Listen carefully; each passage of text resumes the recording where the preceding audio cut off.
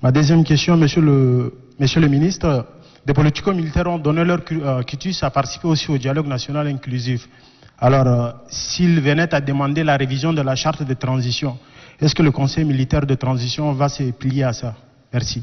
Je voudrais, juste avant de vous donner de nouveau la parole, juste répondre à quelques questions et surtout appuyer mes deux collègues qui m'ont précédé.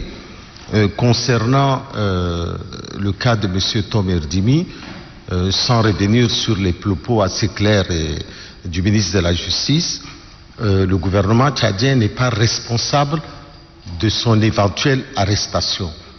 Et le gouvernement tchadien n'est pas impliqué dans son arrestation. Le sort de M. Tom Erdimi dépend du pays, de son pays d'accueil, à qui il faut aller leur poser la question sur les motifs de son arrestation. Juste une petite précision, c'est que M. Tom Erdimi fait partie d'un mouvement politico-militaire dont le chef est le propre frère jumeau de M. Tom Erdimi, qui vient de signer un accord pour participer au dialogue national inclusif, M. Tiban Erdimi. Nous souhaitons que toutes ces affaires trouvent leur juste résolution dans le dialogue national inclusif qui regroupera tous les Tchadiens. C'était la petite précision que je voulais appeler. Alors, la question de la révision de la charte de transition, qui est une question récurrente, qui est posée par beaucoup de personnes. Je l'ai dit plusieurs fois en tant que porte-parole du gouvernement, ce n'est pas une question prioritaire dans cette phase de transition. La charte de transition joue le rôle de loi fondamentale qui est notre constitution. On ne va pas s'amuser tous les 24 heures à changer la charte de transition parce que telle ou telle personne ne se retrouve pas là-dedans. On ne peut pas... Tous les Tchadiens ne peuvent pas être d'accord sur la charte de transition. Peut-être même certains membres du gouvernement ont certaines réserves sur telle ou telle partie de la charte. Mais l'essentiel, c'est que nous avons une loi fondamentale qui permet au pays d'avancer, qui permet la mise en place d'institutions qui font fonctionner l'État. Le plus important et qui échappe à la vision de certains acteurs politiques, ce n'est pas la révision de la charte, c'est l'issue du dialogue. Qu'est-ce que le dialogue va mettre en place? La charte de transition est une charte provisoire jusqu'à la mise en place des institutions définitives. Ce n'est pas une charte qui va rester plusieurs années, c'est une charte dont la durée de vie théorique est de 18 mois. À partir de là, une constitution sera soumise probablement à l'expression du suffrage du peuple souverain, et à partir de là, nous aurons des institutions qui soient des institutions définitives, démocratiques, et qui a l'assentiment du peuple tchadien puisqu'il sera soumis au référendum. J'invite tous les acteurs politiques, qu'ils soient de l'intérieur ou des politico-militaires, à venir, comme l'a toujours dit le gouvernement, de venir au dialogue national inclusif pour venir dire quelles institutions ils veulent pour le pays, quelle constitution ils veulent pour le pays, quelle démocratie ils veulent pour le pays. Nous n'allons pas changer la charte de transition pour encore retarder le processus de transition. Je voudrais juste appuyer sur la question des tranchées. Les gens qui parlent de la tranchée sont des gens qui n'ont jamais fait la guerre. Quand vous avez des politico-militaires qui quittent, qui font 1000 ou 2000 kilomètres, qui viennent aux portes de N'Djamena, si vous croyez que les tranchées vont les empêcher de se battre, vous vous faites beaucoup d'illusions.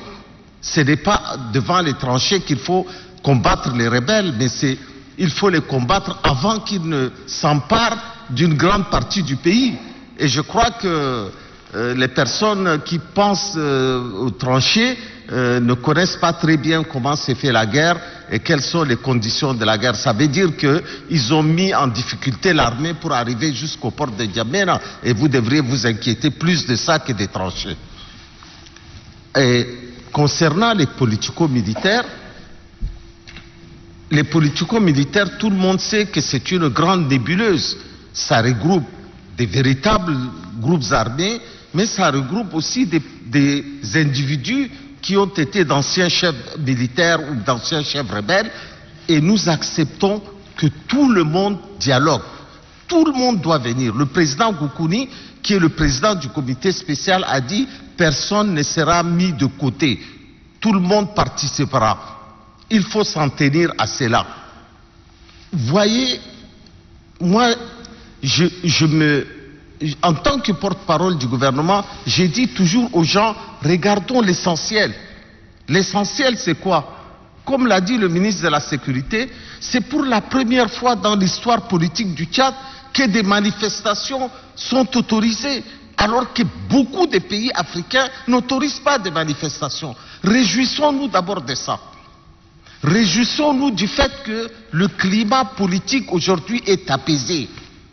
Après le décès du maréchal du Tchad, personne n'avait donné cher de la stabilité du Tchad. Nous sommes un pays stable. Nous avons un consensus politique général que nous envient beaucoup de pays qui ont la même situation politique dans notre pays. Nous avons des acteurs politiques responsables. Il y a autour de cette table des gens qui étaient proches de l'ancienne majorité et des gens qui étaient proches de l'ancienne opposition. Nous formons un seul corps pour qu'émerge dans notre pays un processus démocratique nouveau, une renaissance nouvelle, une aspiration nouvelle à un Tchad réconcilié, uni, à une nation forte. Voilà vers lequel nous devrions nous battre, voilà vers lequel nous devrions tous tendre, au lieu de faire des batailles de chiffonniers sur les réseaux sociaux. Nous serons plus inspirés à être unis pour construire une nouvelle société plus juste, plus équitable et qui puisse aider notre pays à émerger. Ma deuxième question concerne donc le dialogue national inclusif en cours. Pendant que le comité d'organisation envoie des missions en province, en dehors du Tchad, à l'extérieur pour négocier avec les politico-militaires et les Tchadiens de diaspora, une catégorie de Tchadiens avec des personnes ressources s'est retrouvée donc en Genève, où ils ont élaboré ce qu'on appelle la charte de transition, qui sera soumise probablement au Conseil militaire de transition. Quelle est la réaction du gouvernement par rapport à ce document? Bien, je voudrais juste compléter mon collègue de la sécurité. Généralement, on voit toujours les trains qui sont en retard, mais jamais ceux qui arrivent à l'heure. Au risque de mettre mal à l'aise mon collègue de la sécurité, je pense que le ministère de la Sécurité fait un très très bon travail. Chaque fois qu'il y a des criminels dans la ville, en moins d'une semaine, ils sont appréhendés et remis à la justice. Il y a un grand travail qui s'est fait.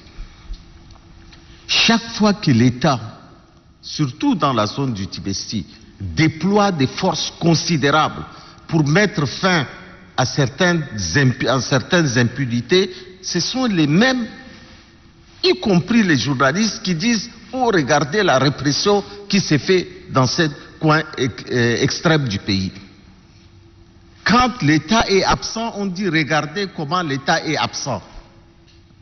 Bon, on essaiera quand même de vous satisfaire en essayant de répondre à cela.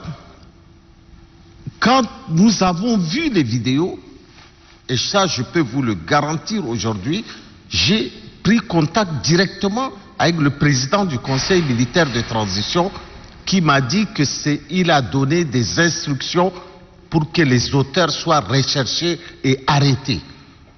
La zone du Tibesti est une zone extrêmement difficile d'accès dans certaines zones. Cela ne veut pas dire qu'il n'y a pas de l'autorité de l'État ou que c'est une zone d'impunité. Mais ce sont les difficultés d'accès qui font que les forces de l'ordre n'arrivent pas rapidement. Et comme l'a dit le ministre de la Justice, vous pouvez commettre un crime au Tchad, mais un jour vous serez retrouvé et remis à la justice. Concernant le caméraman de l'ONAMA, je ne sais pas, vous avez peut-être des informations, mais nous, je crois que le directeur général de l'ONAMA a immédiatement saisi, sur mes instructions, le gouverneur de la zone. Celui-ci nie avoir molesté le caméraman. Nous avons demandé à ce que le caméraman vienne en N'Djamena et que nous diligentons une enquête. Nous avons répondu à l'Union des journalistes tchadiens en disant que nous ne pouvons pas, quand il y a des faits comme ça, il faut écouter la version des deux parties. Le gouverneur dit que quand on nous a dit que le caméraman était arrêté, nous avons appelé, puisque le directeur, le chef de la station de l'ONAMA sur place n'était pas sur place, était à N'Djamena, et il nous a affirmé qu'il était libre de ses mouvements. Est-ce qu'il a été libéré? Est-ce qu'il n'a jamais été arrêté? Nous sommes en train de diligenter une enquête et nous rendrons le rapport de cette enquête. Et je trouve que vous allez un peu trop vite en besogne sur ce dossier-là. Concernant le dialogue national inclusif et les personnes qui se sont retrouvées à Genève, mais nous sommes tous sur les réseaux sociaux. Nous voyons les manifestants à Paris. Quelquefois, il y a plus de drapeaux que de manifestants. Et vous voulez que le porte-parole du gouvernement perde tous les jours son temps à répondre à ces épiphénomènes. Nous n'allons pas dire qu'ils ont fait une autre charte de transition à Genève. Regardez sur les réseaux sociaux, ils sont combien et quelle légitimité ils tirent pour mettre en place une charte de transition. Ils seraient bien inspirés de revenir. Même si on me reproche souvent de taper dur sur les opposants, mais c'est la règle du jeu. Ils sont opposants, nous on défend le pouvoir. Ils seraient bien inspirés de venir avec leurs amis ici, dont je ne partage pas le point de vue, mais au moins ils sont au Tchad et ils se battent. Même si je suis en désaccord avec leur lutte, mais au moins ils sont dans leur pays. C'est très facile de rester en Europe et de dire on va faire une charte pour les Tchadiens qui sont ici. Laissez les gens qui sont ici, qui se battent tous les jours, de faire. Même les gens de Wakitama qui ne me ratent jamais et que je ne rate jamais, sont pour moi plus respectueux que ces gens qui sont à Genève, à Paris ou je ne sais où.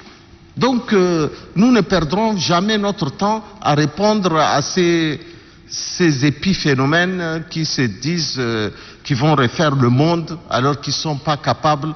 Vous leur confiez la garde d'une chèvre, ils la perdront. Je vous remercie. Moi, c'est Angal Toklok, je suis journaliste à la télé Tchad. J'ai une seule question. Nous parlons combat contre l'insécurité.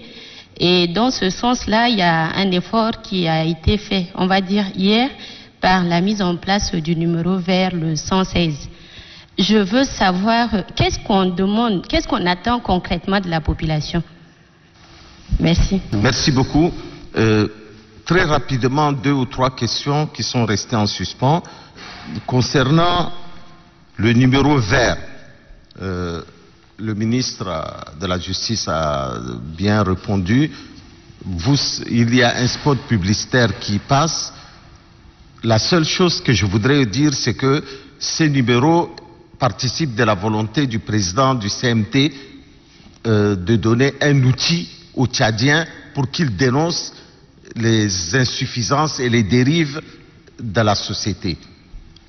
Parce que le gouvernement essaye d'être transparent, essaye de donner la meilleure vie possible aux Tchadiens en leur donnant les outils nécessaires pour qu'ils puissent dénoncer les abus sexuels, les viols, les arnaques dans notre société, la corruption, les barrières anarchiques qui entravent la libre circulation des citoyens, mais aussi un frein à l'économie nationale. Voilà tout ça, il n'y a pas de sujet tabou.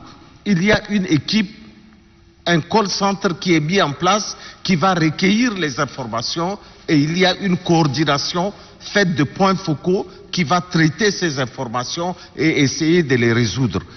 Ce que je voudrais dire aux Tchadiens, qui sont dans leur quasi-totalité satisfaits de ce numéro vert, de ne pas appeler les opérateurs pour les féliciter de la mise en place de ce numéro vert, parce qu'ils sont en train de perturber le bon fonctionnement du système. Ils peuvent appeler éventuellement les membres du gouvernement pour les féliciter. Nous sommes prêts à vous accueillir, d'autant plus que nous répondons à tous les appels sans filtre.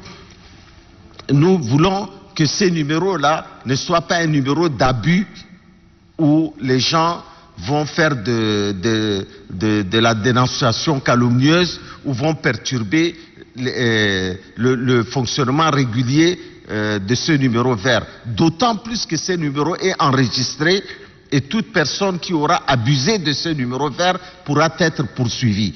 Donc il faut bien le dire aux Tchadiens.